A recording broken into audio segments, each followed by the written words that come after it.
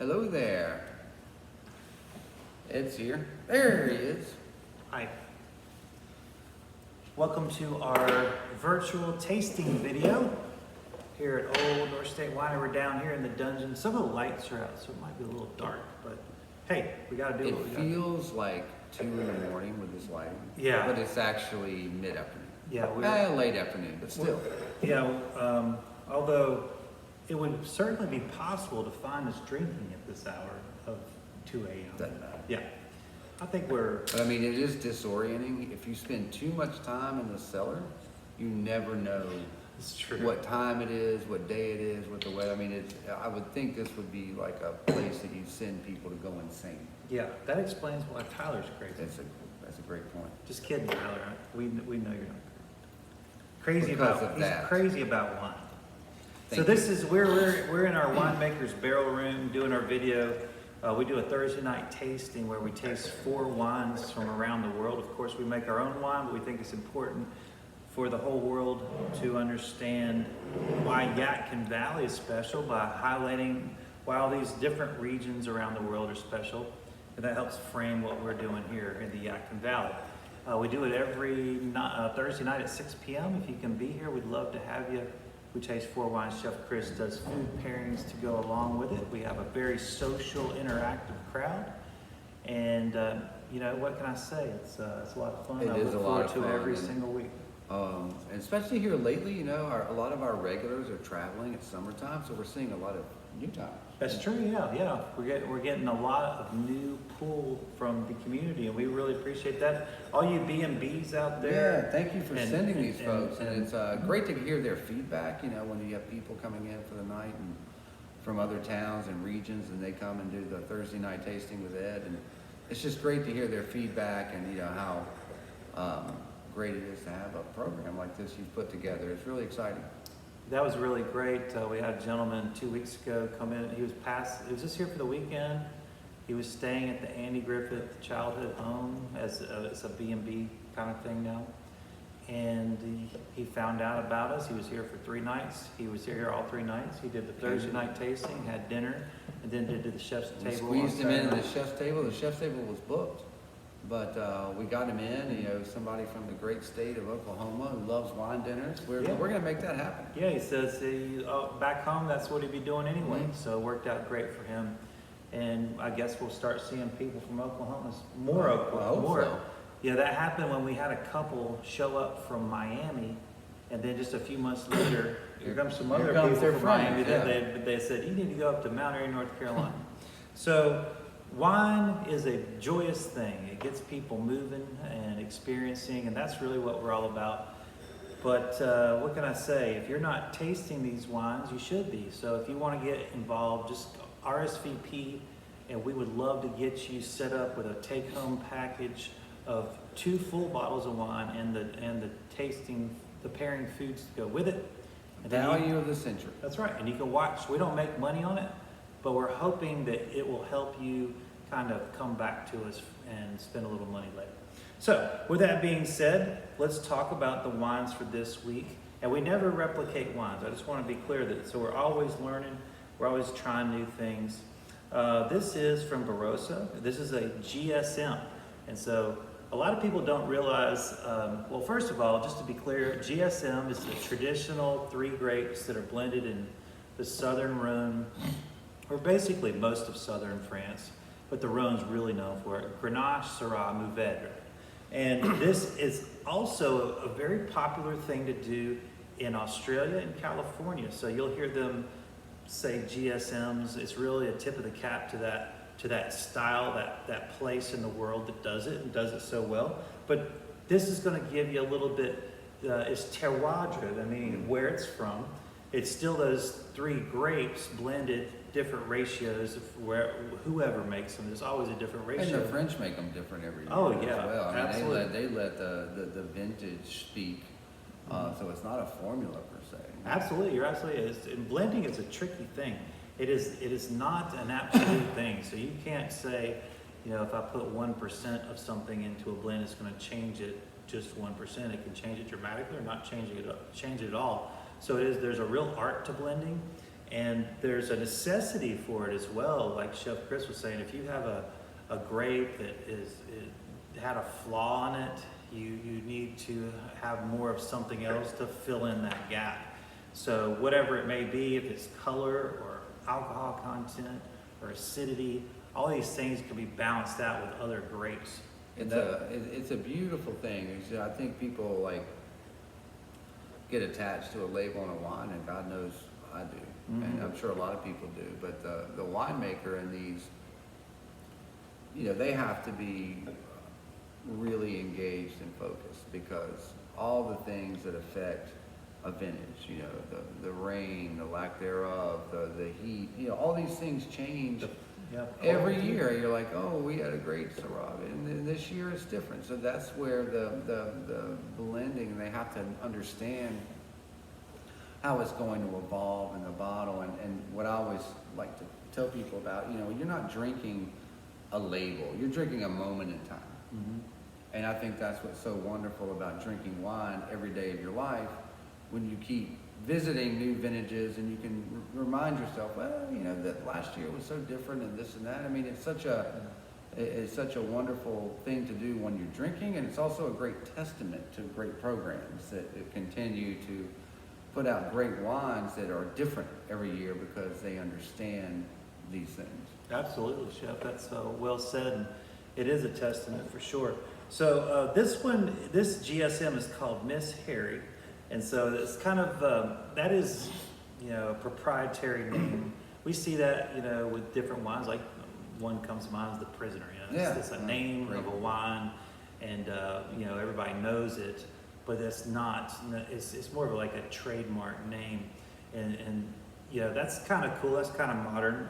Not surprisingly from Australia that they would do something like that. I think, Australian and American kind of marketing and styles can be very, very similar. This, to me, Chef, it really does to me taste like a really fresh Côte d'Aron without the earth.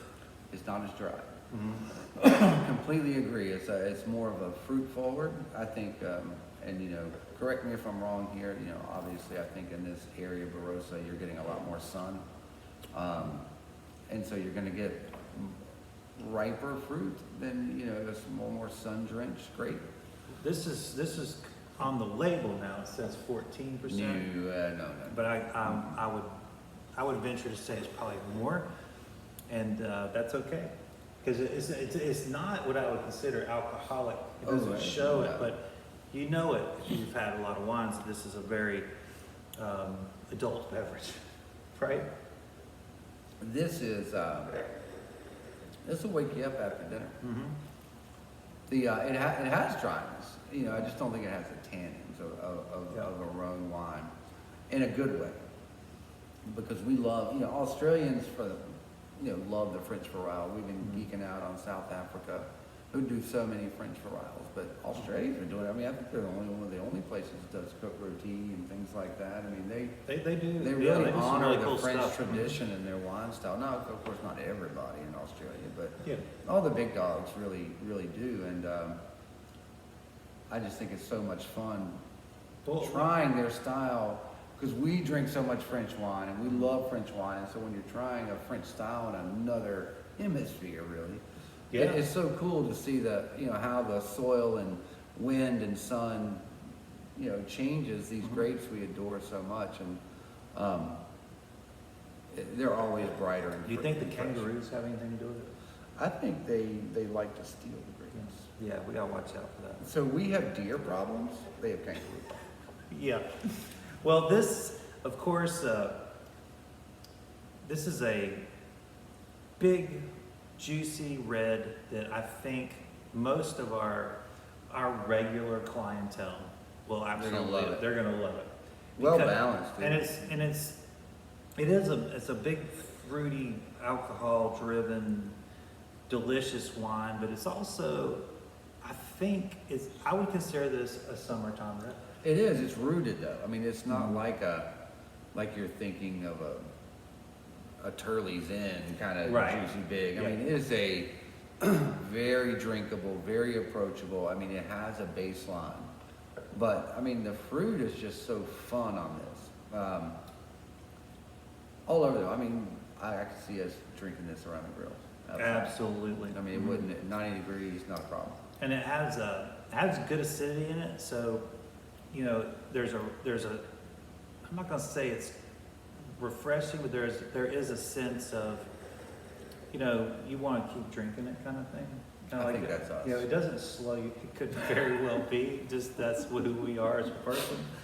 But it is. No, it's the acid, I promise. Yeah, but it really does. It's like, you know, nice long finish, and it just makes me want to go back. You got a good pucker ability too. I mean, you get a little on the finish on this. It really is well balanced. I mean, it's a fun wine. It really is. And Hewittson it's a name that you can trust. Yep. You know, they're a quality organization, Doing a making long time.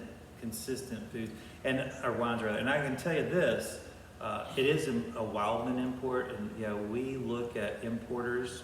We like Ordonez out of Spain, Kermit Lynch, of course, and it was basically probably the most famous French Easily, wine yeah. importer. But I gotta tell you, Chef, today before this video, I did taste. I saw you doing a Prosecco. tasting up there. And it was a Prosecco, a Kermit Lynch import. But when you see the Wildman import, you can see it's very prominently placed. He's earned that. That's because wineries know that it means something, that that an importer of that quality and that has that kind of respect. It's important to their winery to get in the right places because of the importer's reputation. So there's things that we don't always think about in the distribution world. That's a big deal to have that really branded right into the label, because that shows a lot of respect, honestly, on both sides of that party. Well, that's what I was going to follow up with. I mean, it really benefits everyone in the equation. Mm-hmm. It benefits the winery. It Especially benefits you. the producer.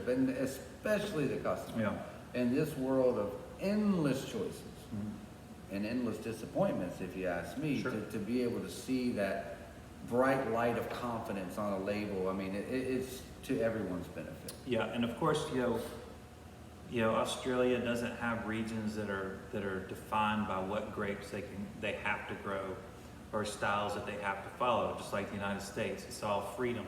So they don't have that built-in. Well, like Italy, you know, Barolo has to be Nebbiolo, and Brunello has to be Sangiovese. There are standards that you know you're going to get from those bottles just because the region has certain laws that the winemaker has to abide by. Because we don't have those in many of the New World regions, there's other ways to kind of lean towards, to look for, if you haven't had the wine and you're looking for clues that might, you know, steer you towards it, that importer is a great way to do it. And it's good and bad. I mean, you know, we love the tradition for what it stands for, and we love the freedom for what it represents. But, you know, there's a lot of pitfalls out there, which is why it's super important to know your wines, know your producers, know your individual houses.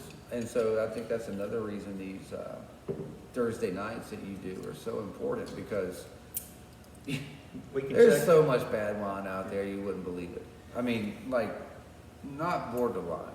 I mean, just bad. Yeah. And so it's important to use your hard-earned dollars for your enjoyment properly. Yeah, and also And you don't want that disappointment. there's so many places that are, you know, they have to sell it. You know, they need that money, and so you can't fault them for trying. But Of course not. you know, we can always let. And there's a market for everyone. There is, And without a doubt. so it's not to say that those wines, just because they don't have a seat at your table, Right. doesn't mean they don't have a seat at someone else's. So, but, you know, you've built up a following, and you don't want to you want to make sure you're steering people in the right direction. All right. Thank So, Chef, what would you pair with that GSM? Oh, well, we're going to do a lovely French style tart with that. We've got some Great idea. gorgeous shallots in today from Kyle over there at Minglewood Farms. And I saw Kyle sneaking yeah, in. he snuck in right at lunch today and brought us a bounty. I filled that cart up top and bottom, just the most gorgeous produce every week, sometimes twice a week. We got some gorgeous shallots. We're gonna confit those, do a little tart. Little goat cheese from Goat Lady Dairy. Beautiful. I think it's gonna be lovely. It's gonna really complement the fat on the bright fat on the goat cheese is gonna be great with that fruit. And of course, Absolutely. the toned down shallot from the action of confit, gonna give it a stability. It's gonna be great. Oh yeah, that's French on French. French right? on French. What grows together goes together is what you told me. Yep. So we got a French-inspired wine and a French-inspired dish. So with that being said, we'll move on to our next one, and this is one that we showed a previous vintage of, maybe I don't know, 2 years ago. I can't remember. COVID just messed up my whole, I don't even my know memories. what day it is, much less what yeah. year it is. But I do know that I love this winery, and I have a friend that lives out in Washington that goes and has beverages there on Thursdays and Cool is Fridays, like a little hangout. So cool. So this is Matthews from the Columbia Valley of Washington State. I love the label, Matthews Cabernet. Simple. Boom. What else do you There need? you go. Of course, Chris and I, we talk a lot about Washington wines and how important they are. We serve a lot of them at the chef's table. We talk about Janik wines a lot, but I think this is a great example of a seriously made boutique winery that really over delivers for the price. But again, this isn't like you're not skimping on anything. Oh no. Even though it's a $30 level, just south of a $30 bottle, which is fantastic. You're in the high 20s here, and I think it drinks well above that. But it's an incredible value, I think. Buy up these Washington State wines while you can at this price point. They're going to be on the upswing because all of these foreign investors are coming in, and I'm from Napa, Sonoma, Argentina, Europe. They're finding out how great the wines can be from this area. Now keep in mind, this area didn't really even get launched until the mid 80s. So it's still in its infancy, delivering incredible wines. You're getting a lot more sunlight during the growing season, which gives you these really dark extractions. And what I really like about Washington, particularly their reds, even though they have that really it almost looks like they're over extracted, but they're really light on the finish. Like they're not palate crushers, and I think that's why we use them so much at your chef's table, because they're not going to murder your food like a bottle of ketchup. Well, and it's remarkable what the complexities of these wines. And I can tell you, Ed always uses Washington State wines as the grand finale, which, that's always the statement wine. Mm-hmm. The last red of the meal before you turn the corner to dessert is always like the grand finale. We've got the 4th of July coming up, so the last show of the fireworks. Yeah, It's always a big, yeah. It's like you're always like, oh, the whole show is great, but you're waiting for that last flurry, and you always choose Washington State to bring it all home, and that's an incredible statement when a somm, that picks a place that's really going to be what you remember the most. That says a lot about your respect to this region and the quality of these wines. Yeah, it's absolutely amazing state for wine production. I believe it's number 2 now behind California. And this has a little bit of Merlot, Malbec, and Petit Verdot, I believe. It's not 100% Cabernet, but it tastes 100% like Cabernet. Those were added just for a little bit of extra structure, just a little bit of more of a rounding agents. And when you taste this, it is umptuous, rounded, soft, silky, start to finish. It has tons of different fruits from red to blue to black. A little hint of vanilla, but it's not driven. It's not driven. But, I mean, that's just pulling out of the oak. It's not driving. It's not what I would call an oaky wine, but it certainly has some presence here. And again, all that extra sunshine that they're getting, because they're so far north of latitude, the there's some serious alcohol in here, and I would say, it's listed at 14.6. To me, it's probably more. But even with that being said, this is more alcohol than this one. This one tastes like less alcohol. It does, and if I remember your teachings correctly, that's going to help at age, correct? Oh yeah. So, I mean, really, you're talking at this point about the winemakers looking at long-term structure, not what we're enjoying today. So, I mean, that elevated alcohol level is really put in like a foundation, not so much as to, hey, right, you don't need as much to get your wine feeling. It's about its stability over the course of a decade. Yeah, and serious winemakers are always looking long-term. There's no doubt about it. This is just 2.5 years since harvest, and it is absolutely beautiful. It is a young wine, but it is not underage. It's drinking beautifully. Yeah, it's not green at all. I mean, it's got so much balance. And just the subtle, very subtle tannins just down the middle of the tongue. Don't really get much around the gums and cheeks. It's just really brilliant, I think, this level of tannins. And I find that to be pretty consistent in Washington. The tannins aren't overwhelming. And again, that goes back for me, for food pairings is wonderful. Also, when we're doing a food pairing, we're doing 7-course meals. And the progression of wines are just as important as the progressions of food. So in this particular case, I find that going with a Washington State wine of this nature, that almost comes across like a Portuguese red, that fruitier red. Thank you. And then when you're wow, guess what what? A revelation. Guess what? A lot of people are having, and oftentimes what Chris's desserts demand is a port in the meal.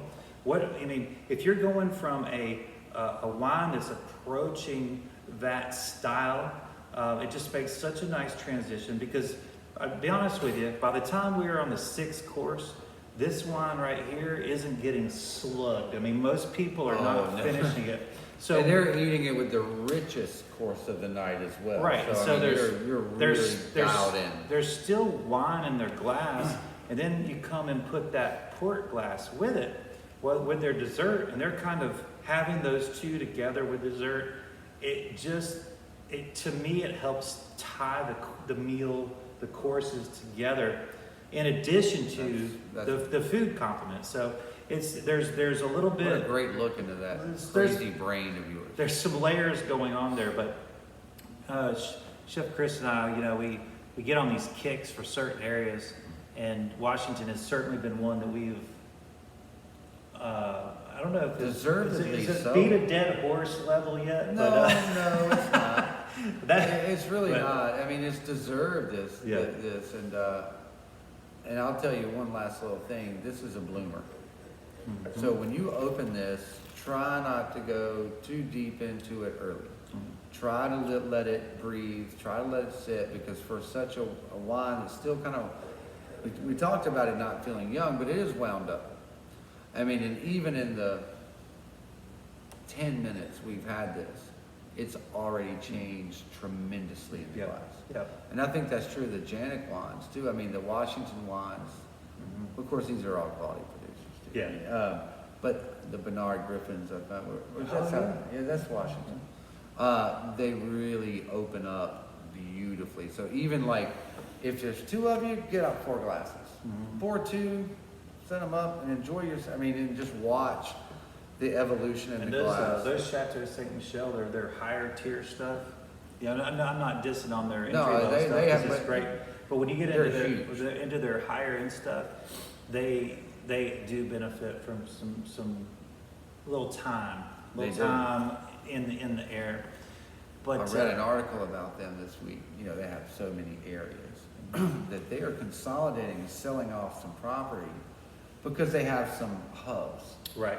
And they have so much land under vine, and they have so many things that they're consolidating, because they found they're spending so much money trucking juice and bottles to themselves. Right. Yeah. And I don't know, it took 3 hours to fly across Washington State when Sure. when I came back from Yeah. the West. It is I mean, It's a in big Europe, place. it would be 3 countries. Yeah.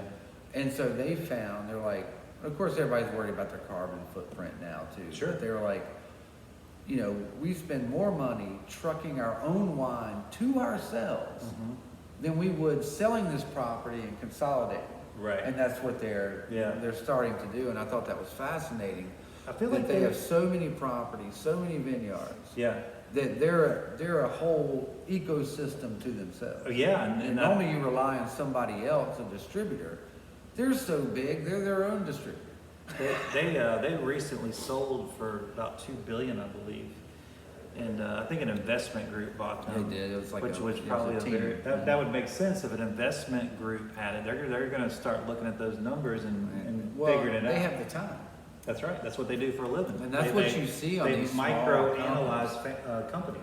You know, you see oftentimes people they get a bad rap, but you know, these companies that become successful, going from whatever garage to Main Street, you know, when they have a great idea or Yeah. smart people, and they grow and they get these huge followings, but they're like, they're in it, you know, every day they're just like doing what they did, their passion, and then somebody will buy them out and they show them things they never thought of. They're like, well, we were just doing this thing that we're passionate about. Yeah.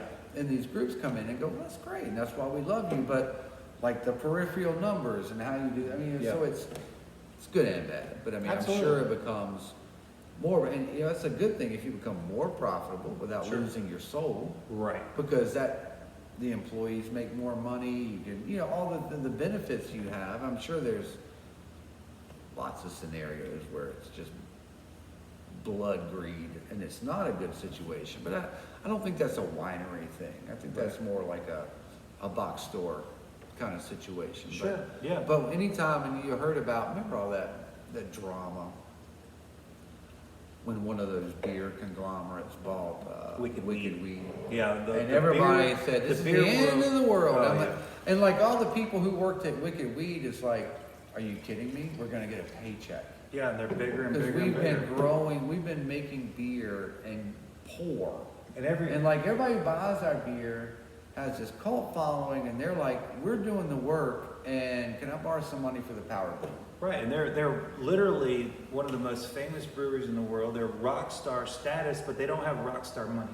And that's what people don't understand. It's like, yeah, everybody loves that cult status. Everybody loves the adoration. But the people in the trenches, brewing, bottling, cleaning, providing, they're like, why can't we get a piece of the pie?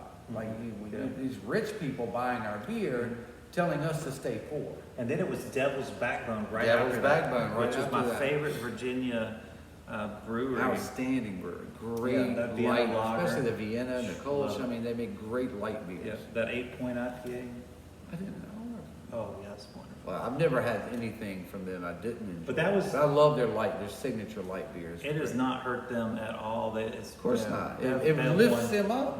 Yeah. It's like new equipment, Right. new technology, more staff, more money. I mean, it's like, I just want to stay here in depression, wondering how we're going to order, malt. But everybody likes us. you know, And you know that what? doesn't pay the bills. Hey, I need a bunch of yeast from around the world. One of my fans liked my post. Yeah. Will that get me a shipment? No. Your Well, legitimacy doesn't come from That's those. right. And good on them. I mean, they're not changing. They're improving. They're growing. absolutely. So if you want to buy our show so we can improve, we'll Mm. give you a good price on it. That's a great idea. It'll be because- under 4 million, I promise. Barely. Barely under 4 million. Under is under. Hundreds are, that's true. So, Chef, we got this gorgeous, velvety, silky, God, is it growing? boutique Matthews Cabernet 2019. Honestly, I don't think it needs food. Can we just call it silk? It's silk. It is silk. This It is, is more silky now. it's just sexy. It's incredible. I love it. It's incredible. Absolutely love it. I hope that y'all are enjoying it out How there. did you afford to do this on a tasting? Well, Don't tell. We'll talk about that later. Just don't tell Let's the not, webs. let's not talk about it on. Hopefully the webs don't watch this video. We're not losing that much money. It's gorgeous. So what kind of food do you think you're gonna throw out? Well, I don't know about anybody else. What would you think about a dry-aged, prime-graded New York strip? Gosh, you know, I guess if you really twisted my arm, I might be I mean, able I'm just to throwing enjoy it out Yeah. Dry aged, prime graded, which means marbled to the To here and there. Mhm. Front to back, top to bottom, marble.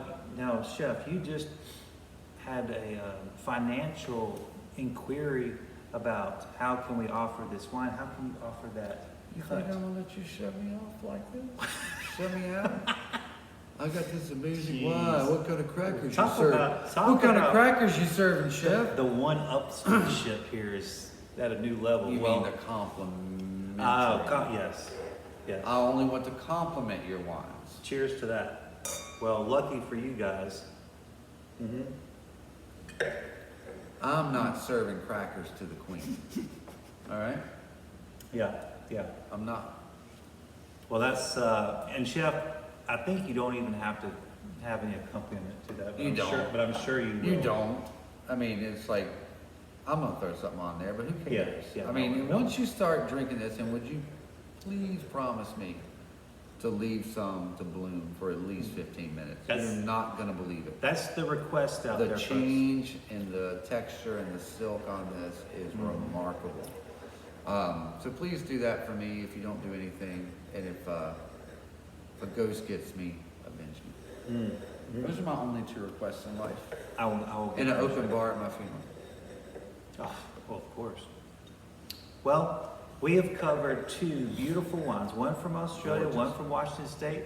We have one that's a blend, classic GSM blends that you'd expect from the Southern Rhone and other parts of Southern France, from Hewittson. Of course, Matthews bringing that consistent quality. Bringing it. I'm telling you, their whole portfolio, I love it. So, stateside, as Chef put, the other hemisphere, we got you covered 2 times. Beautiful reds, and they're not too big for summer. Oh, and Neither are. This is like what we got one more day in July or in Oh June. my then goodness, it's that's July. it. So hey, we won't see you. We're through the year, halfway through the year. Yeah, so we won't see you until after July 4th. So happy July 4th. Happy birthday, America. Yep, and hope that y'all are celebrating. Hey, we got a great little parade in downtown Mount Airy. If you want to come down and see us, I'll have the Jeep all dolled up with our GG. Yeah, You got your GGs. flags. We're gonna put the lights and the flags and the ducks, and we'll be riding down Main Street, throwing out candy and toys to all the kids. And it's a really great thing for Mount Airy. And we hope that you're celebrating, if not in Mount Airy, wherever you are, and just really appreciate what freedoms we have left. I'm not saying that we have everything that we want, but we still have more than just about anything, anybody, anywhere on the planet, if not the universe. So I know there's a lot of emotions out there these days, but don't forget what you have, and it's a lot. Well, I'll tell you, I'll say this, that it's easy to get swept up in it because you and I read the news. You and I are engaged in policy and in politics and in the betterment of our world. And so the things Ed and I talk about, well, we're not going to talk about on this format. No way. So we're engaged. However, it would be very, very easy, and I know I get swept up in it sometimes, because it's a wild time right now in our country. It's wild. Then you look around the world, we're a world at war. Everywhere you look is conflict, and there's all these proxy wars propping up these real wars, and you have all these other nations prepping for the next war. There's nothing you and I and the people watching this can do about it. That's right. And we do our little bit every day. You know, we vote, we raise our children the right way, we treat our friends and our colleagues a certain way. Support our community. and support our community. We try to make our little. That's where you make a difference. We try to make our little stamp a better place. Mhm. But at the end of the day, you do that, you work hard, you take care of your responsibilities, you love your friends, you love your family. But at night, you need to drink wine and have some food and celebrate all we have. Absolutely. And relish in it, because It's a lot. you didn't do anything yesterday that changed the world. You're not going to do anything tomorrow to change the world, but you can change our world. Our little world. And you know, Your little world in just your house. because all the doom and gloom that is so easy to get Poison. wrapped up with, it is poison. It's a cancer. Yeah. It's a cancer, and what it is a thief, and it's stealing your joy today. And today we ought to be drinking wine and eating food and celebrating our country and our friends and our family. Yeah. And you know what? It's about all we can do. That's and right. you know, you can go and you can vote and you can protest and you can give money and you can do all those things, but you know, don't forget. Be happy. Don't forget to be who you are. Yeah. Don't let it And steal your enjoy joy. the blessings of this life, because no one will care in your casket. That's So right. enjoy it now. Cheers I to love that. you, brother. Oh, I can't toast. Oh, without- I mean, we gotta have How wine. do you not have wine? Well, I'm slugging I right thought now. you were I thought you were a wine professional. Sorry. I drink too much. Cheers. Or just enough. Cheers to y'all and America. Happy birthday, America. Enjoy your time together with your family.